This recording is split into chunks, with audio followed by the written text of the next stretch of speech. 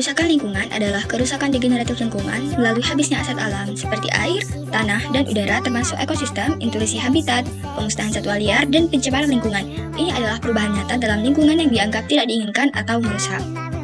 Faktor-faktor penyebab kerusakan lingkungan.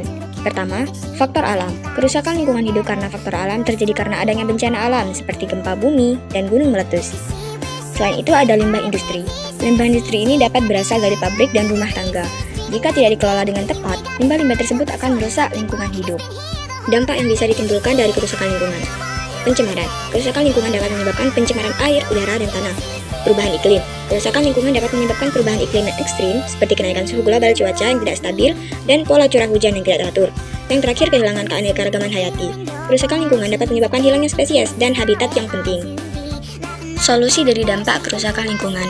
Yang pertama, pengolahan limbah. Industri harus memiliki unit pengolahan limbah untuk memastikan limbah yang dibuang tidak membahayakan lingkungan. Limbah harus dibuang ke tempat yang jauh dari pemukiman. Yang kedua, menghemat pemakaian air dan listrik. Air dan listrik merupakan kebutuhan penting manusia. Menanam pohon, mengurangi penggunaan kendaraan bermotor, mengurangi penggunaan plastik. Yang ketiga, konservasi sumber daya alam.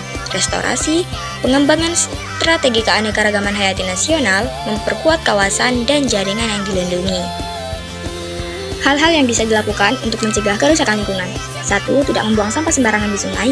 2. Menanam kembali hutan yang gundul atau reboisasi di tanah yang harus ditanami pohon kembali.